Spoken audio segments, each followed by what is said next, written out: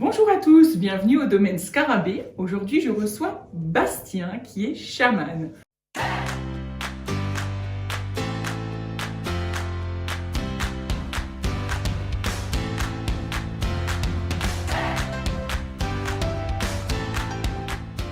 Bonjour Bastien. Bonjour Sandrine. Bienvenue au domaine Scarabée. Merci. Tu viens nous parler du chamanisme aujourd'hui. Alors beaucoup de questions en fait que l'on se pose sur le chamanisme puisque finalement je dirais que c'est un terme qui commence à se développer. Sauf que moi je voulais vraiment du coup mettre plein phare sur ce terme parce que tout le monde l'utilise un peu et finalement qu'est-ce que l'une des réalités du chaman, et je voulais donner une version un peu plus précise grâce à toi, Bastien, donc merci beaucoup. Merci. Donc, est-ce que tu peux nous guider déjà sur, finalement, toi, qu'est-ce que tu dirais de ce qu'est le chamanisme? Déjà, vraiment, je pense qu'il y a quelque chose à démocratiser, comme tu le dis, dans le chamanisme, où on voit ça peut-être comme quelque chose de très mystique, alors que finalement, quand on s'y intéresse et qu'on comprend le fonctionnement, en fait, ça l'est pas réellement.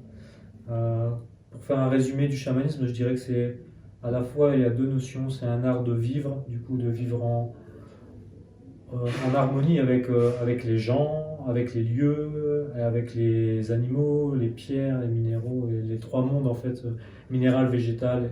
C'est l'art de vivre en harmonie. Oui. Donc avec justement, donc ok, ça c'est, je dirais, une généralité du chamanisme, et c'est une très belle définition d'ailleurs. On a tous envie d'être, je pense, en harmonie avec nos trois mondes dans lesquels on vit et que l'on côtoie tous les jours. Est-ce que tu as une recette un peu à toi, ta recette à toi, quelle est-elle en fait déjà, comment tu es arrivé à ça, au chamanisme? Comment tu as fait un jour dans ta vie pour arriver à ça? En fait, je dirais plutôt que c'est le chamanisme qui est venu me chercher plutôt que moi qui suis allé vers le chamanisme.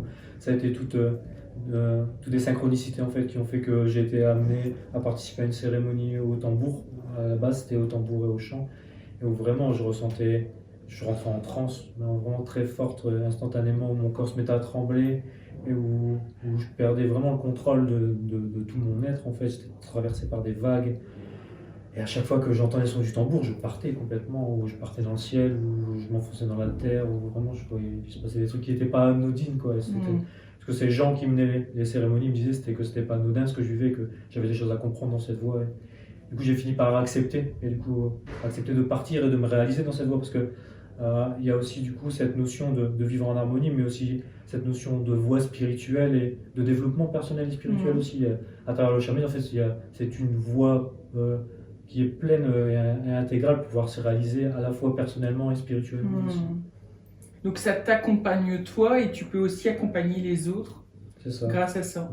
Mais ça te permet aussi de te développer aussi du coup sur un plan spirituel aussi. Complètement. Ouais. D'accord. Donc quand tu travailles pour les deux. Toi et la personne aussi finalement. On travaille ensemble en fait. Ouais, c'est un partage en fait. C'est ça. On revient toujours à la notion d'équilibre et d'harmonie du coup.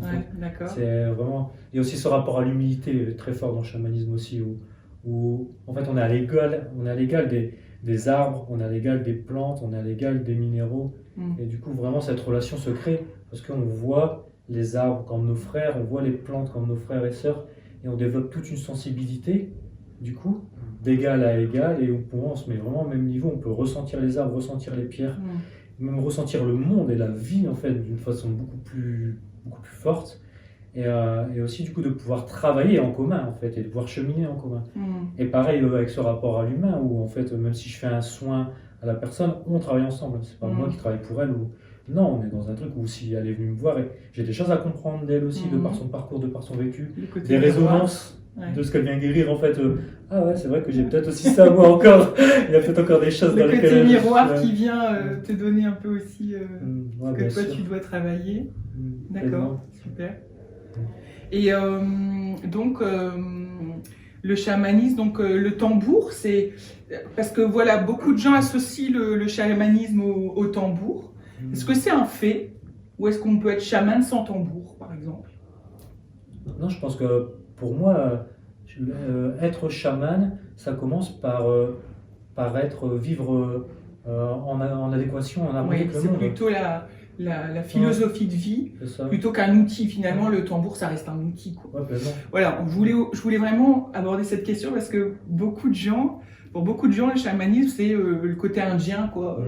Mais c'est pas du tout que ça, quoi. Le tambour, ça reste vraiment un outil, parmi C'est ça. tant d'autres, que tu peux avoir, toi notamment les herbes, le tabac, etc. On en parlera après. Mais du coup, ça fait partie de tes outils de travail. C'est ça. Voilà, ok. Je pense surtout on associe le chamanisme à la prise de psychotropes et à la prise de plantes qui font voyager. Et c'est pas que ça. Il y a tellement de moyens en fait de partir. En vrai, c'est une tradition animiste où chaque chose, en fait, il y a le monde matériel et le monde spirituel et le monde énergétique en fait. Et du coup, la tranche chamanique permet de passer de ce monde qu'on voit avec les yeux à ce monde qu'on voit qui est invisible, et le monde des esprits, des énergies. Donc ouais, le chamanisme, c'est vraiment une philosophie de vie où finalement, dans cet esprit-là de vie, on est tous des êtres vivants, c'est tout. Et entre êtres vivants, que ce soit les arbres, les animaux, on se respecte. C'est ça. Voilà. On a tous notre intelligence, on a tous nos connaissances. En fait, vraiment, on est là pour œuvrer ensemble. Pas les uns contre les autres ou pas pour juste revenir dans le cœur et plus dans l'ego, mais vraiment essayer de redescendre dans le cœur où, ok, on est ensemble et avec respect, on va essayer de vivre en corrélation avec respect et avec humilité. Et toi, donc, pour acquérir toutes ces choses, tu as un parcours un peu particulier. Tu pars en Amazonie. Ça, c'était la suite de mon cheminement. En fait, j'ai beaucoup voyagé et je me suis beaucoup construit, je dirais, enfin surtout dépouillé personnellement et construit spirituellement. Beaucoup au tambour pendant une longue période, mais j'avais tout le temps cet appel de la forêt très profond en moi, et aussi d'avoir cheminé dans plusieurs traditions ici en France. Je me rendais compte que c'était une façon très jungienne, un peu très, très occidentale d'approcher le chamanisme, et en fait je me rendais compte qu'il me manquait l'essence en fait de ce qu'était véritablement chamanisme. Je ne comprenais pas comment des peuples premiers, primaires, qu'on pourrait appeler primaires, pourraient avoir ces notions de séparer les mondes comme monde du haut, monde du bas, monde du milieu, vraiment avec cette approche de niveau. Et du coup, j'ai fini par partir en Amazonie pour aller rencontrer une tribu qui s'appelle le peuple Shipibo Conibo en Pérou, Amazonie péruvienne centrale. Et alors, tu peux nous en dire un petit peu plus sur... Donc, tu arrives là-bas, une découverte. Est-ce que ça t'a amené quelque chose? Comment tu l'as vécu en fait, on peut dire une harmonie aussi avec ce peuple ou un apprentissage? Ça a été quoi? Il y a tellement de choses à dire. Ouais, à la fois un choc des cultures qui n'en a pas forcément été un, parce que vraiment chez des gens qui sont très humbles et qui n'ont pas d'attente et qui vivent déjà dans cette harmonie, eux, et du coup vraiment qui sont dans la simplicité, de se rendre compte aussi que il n'y a pas de séparation en fait entre guillemets l'ombre et la lumière, pour ceux qui ont ce concept un peu de dualité. En fait, l'Amazonie, c'est vraiment un monde dans le monde, où c'est un monde à part, et où vraiment tout est et son contraire en même temps, quoi, où la vie est simple, parce qu'en fait c'est très facile, il n'y a pas grand chose, mais en même temps on est dans un milieu hostile, et où vraiment la nature est pleine de lumière, mais en même temps aussi hostile, parce que vraiment elle est très dominante, et du coup si on cherche pas à se mettre à l'équilibrer aussi, la forêt reprend le dessus aussi sur les gens qui vivent. Ouais, c'est vraiment particulier, mais très riche d'enseignements aussi. Et donc tu arrives là-bas bon là tu vas y retourner bientôt. C'est pour te ressourcer, c'est pour continuer ton apprentissage. C'est dans quel but en fait maintenant tu vas là-bas? En fait, je suis allé là une première fois pour vraiment guérir et retrouver quelque chose que je voulais. Il y avait une part de moi en fait que j'étais parti retrouver là-bas. Du coup, j'étais plus dans une démarche de guérison où j'ai pris des plantes spécifiques du coup où vraiment le guérisseur là-bas a eu des messages en fait, des plantes qui étaient le plus adaptées pour vraiment mon chemin d'évolution et pour ce que j'étais venu demander. Du coup, moi j'y suis allé, j'avais besoin de vivre un rite de passage entre l'enfant et l'adulte. En fait, je me sentais pas pleinement accompli dans l'homme que j'étais, et du coup je suis parti vraiment là-bas pour vivre un rite de passage qui a été au-delà. J'ai trouvé au-delà de ce que j'étais parti chercher. Vraiment, ça m'a vraiment révélé, quoi, et ça m'a vraiment permis de grandir. Et là j'y retourne du coup maintenant plutôt pour vraiment recevoir les apprentissages, en fait, du coup, de faire des diètes, ce qu'on appelle des diètes de plantes, mais vraiment là pour apprendre la sagesse des plantes, pour recevoir des dons, des talents, et aussi pour recevoir des enseignements à travers les plantes, et aussi, du coup, l'ayahuasca, là, on travaille beaucoup avec l'ayahuasca, et du coup, avec cette plante-là, qui n'est pas une plante de guérison, qui est plus une plante visionnaire, en fait, qui nous permet de voir des choses, pas de guérir, et en fait, elle travaille en corrélation avec les plantes qu'on appelle les plantes maîtresses, qui sont vraiment les plantes de guérison, quoi. Il y a vraiment une alchimie qui se fait, et aussi, du coup, tout le monde de l'Amazonie aussi qui est là, et tous les esprits de la forêt qui viennent aussi venir travailler aussi dans l'émergence et la guérison. D'accord. Donc pour toi, aller plus loin, j'irai dans le monde de l'invisible pour t'accompagner, quoi. D'accord. Et donc quand tu fais un soin, alors pour revenir plus, je dirais dans le terre à terre, bah là quand tu reçois des personnes, on peut venir te voir pourquoi finalement alors? Bah, un peu pour tout, je dirais, que ce soit à la fois pour de la guérison ou pour de la reconnexion. Du coup, j'ai deux approches qui sont l'énergétique et le chamanisme. Mais en même temps, dans mon approche énergétique, il y a du chamanisme, dans le sens où je vais aussi aller essayer de voir les choses de l'invisible qui nous composent pour aller voir les déséquilibres. Et en même temps, dans le chamanisme, du coup, les soins que je fais plutôt au tambour, il va y avoir aussi de l'énergétique, dans le sens où on vient travailler aussi sur la fréquence, et du coup, par la vibration du tambour, on va travailler aussi sur la sphère énergétique. Pour l'énergétique, les soins énergétiques qui sont un peu comme le magnétisme, ce que je fais plutôt du coup avec les mains, on va surtout travailler sur tout ce qui est vitalité, tout ce qui est déséquilibre émotionnel, rééquilibrage émotionnel, et aussi tout ce qui est en lien avec les petits mal-être, on va dire les mal-être, mais les mal-être qui sont plus dus au quotidien, je dirais. Du coup, vraiment, on va faire plutôt du travail de surface, je veux dire. Vraiment, ça va être du travail de base, quoi. Après, avec le tambour, on va aller dans des choses plus profondes, quoi. Plutôt du travail de l'âme, je dirais, un travail beaucoup plus spirituel avec le tambour, quoi. Vraiment du soin de l'âme plutôt avec le tambour. C'est vrai que ça nous fait partir, hein, ces vibrations. Enfin, moi, je ne m'y attendais pas, et c'est vrai que on se dit bon, voilà, on voit un tambour comme un tambour. Enfin, je sais pas comment vous dire. Si vous êtes comme moi et que vous ne l'avez encore jamais fait. Bon, déjà, c'est un monde...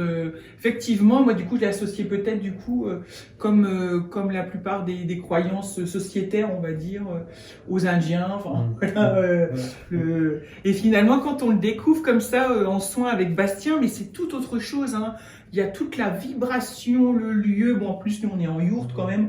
On a aussi cette chance. Je pense que quand c'est centrique comme ça doit être encore plus puissant. Mais c'est vrai que du coup, on vit quelque chose d'intense en soi. Et vraiment, enfin, voilà, c'est vraiment super. Et merci beaucoup d'ailleurs pour tout ce que tu nous amènes, Bastien, parce que c'est vraiment formidable. Et donc, là, au programme, on a aussi des soins qui sont accompagnés aussi avec peut-être des sons en bol chantant, etc., qui peuvent aussi nous faire partir plus loin. Et là, je dirais que sur la fin de l'année, tu nous proposes une initiation, une découverte. C'est ça, ouais, découverte du coup des mondes chamaniques. Du coup, une approche beaucoup plus occidentale, du coup, pour ramener le chamanisme à un côté beaucoup plus compréhensible pour nous occidentaux. Ouais. Et du coup, ça va être vraiment découvrir les différents mondes chamaniques. En fait, les mondes sont composés en gros en trois mondes: le monde du bas, le monde du milieu, le monde du haut. Et du coup, on va aller dans chacun des mondes. Je vais vous expliquer quels sont les principes qui existent dans chacun des mondes, qu'est-ce qu'on va chercher, comment on y va, comment, si on rentre en communication avec les esprits de la nature, comment on va communiquer avec un arbre ici aussi dans le présent. C'est important aussi de le ramener dans la matière aussi, parce que du coup la spiritualité, l'importance de la spiritualité, c'est de venir en faire quelque chose, dans la matière, la redescendre dans la matière pour l'incarner. Vraiment, cette spiritualité demande à être incarnée. C'est notre monde aussi. Hein, et c'est la part qui est oubliée. Souvent on va chercher du spirituel, beaucoup de spirituel, mais en fait on garde dans le spirituel. Et c'est nous qui partons dans le spirituel, alors que non, en fait on va dans le spirituel pour ramener ce qu'on a appris et ce qu'on a compris dans la matière, et venir œuvrer en fait dans ce monde, sur Gaïa. C'est vrai, ce que tu dis, c'est vraiment énorme, je trouve, de le rappeler aux gens. C'est qu'effectivement, on peut partir, on peut faire des découvertes comme ça dans les mondes invisibles, mais le but ultime, c'est de ne pas oublier qu'on est venu s'incarner sur la planète Terre et que du coup on doit vivre cette vie dans notre société avec nos frères de lumière, enfin voilà, et ça faut pas l'oublier en fait, hein. C'est vraiment le but, c'est d'aller chercher et de ramener pour en profiter pour partager et non pas de rester perché, hein. Il y a pas mal de gens qui finalement restent là-haut et du coup après la descente est difficile, hein. C'est ça. Du coup la question c'est à quoi me sert cette spiritualité, quoi. En fait, si on la vit que pour le spirituel, elle ne sert pas à grand chose. Si elle demande d'être incarnée pour œuvrer, on est ici pour œuvrer. Moi, dans ma croyance, on est vraiment ici pour œuvrer, mais ensemble. Et en fait, en œuvrant avec les autres, en même temps, on œuvre pour soi. Il y a vraiment cette alchimie et cette cohésion, cette harmonie qui se fait, comme nous, dans notre relation, ce qui se fait. On travaille avec le lieu, ce qui fait que c'est fort. On travaille, du coup, il y a vraiment le lieu qui a. Ici, le lieu il a été respecté dans la démarche de construction qui a été faite. Du coup, ça se ressent très fort. Et à la fois, nous, en travaillant ensemble aussi, du coup, on œuvre pour les gens qui viennent ici. Et vraiment, il y a toute une alchimie, une cohésion qui se fait. Donc à chaque fois, c'est vraiment pour revenir dans son instant présent, hein, on ne le dit jamais assez, et pour revenir partager des choses énormes ici grâce à ce qu'on a été chercher ou ce qu'on a appris. On se rend compte en plus que au plus on va vers cette spiritualité, au plus on a des choses à apprendre, au plus on a des choses à découvrir. C'est vraiment le truc énorme, c'est qu'au plus on y va, au plus on se dit mon Dieu, il y a encore tellement de choses à voir merveilleuses, des choses à ramener qui sont super et ce n'est que le début pour nous, du coup c'est trop bien. Donc un chamanisme qui continue à se développer, parce que finalement il y a pas de fin, quoi. On peut toujours continuer à apprendre aussi. Je pense que la tradition est très importante, c'est très important de respecter la tradition, mais en même temps le monde a changé. Et du coup là vraiment toute ma question aujourd'hui, dans ce que je projette pour plus tard, ça va être comment en respectant la tradition, on va pouvoir ramener ici un chamanisme en adéquation avec l'évolution nous qu'on a eu ici en Occident. Je pense que c'est quelque chose que j'ai à cœur là de faire, c'est pour ça que je pars aussi en Amazonie pour aller découvrir la tradition, non pas pour venir comment on dit ça, refaire non pas pour faire de la réappropriation culturelle, mais vraiment pour retrouver l'essence, ramener cette essence ici et de voir qu'est-ce qu'on peut construire en fait en reprenant cette base-là, qu'est-ce qu'on peut reconstruire qui soit vraiment adapté. Le but c'est pas de le faire pour le faire, c'est de le faire, il faut que ça ait du sens. Et vraiment, comment on ramène du sens à travers cette voie-là, quoi. En fait, tu viens le remettre au goût du jour de la modernité de la civilisation dans laquelle tu es, quoi. Ouais, c'est ça. Et ben super. Merci beaucoup, avec Bastien. Plaisir. Et puis c'est avec plaisir. Donc Bastien vous reçoit au domaine Scarabée chez nous, donc dans la yourte, pour vous faire découvrir tous les soins qu'il prodigue et tous les accompagnements aussi qui vont être mis en place sur cette fin d'année 2023. Et vous allez voir, c'est un beau programme. Il y a plein de choses qui nous attendent et si vous avez vraiment envie de découvrir ça, de découvrir une partie de vous-même qui est encore un peu cachée, camouflée, et bien grâce au tambour, grâce aux outils que Bastien propose dans le chamanisme, et bien vous pourrez les découvrir, les déployer, et vous allez voir, c'est un monde merveilleux de vous-même, une part de vous-même qui est merveilleuse. Bastien, merci beaucoup. Avec grand plaisir. À bientôt. Merci Sandrine. Au revoir. Au revoir.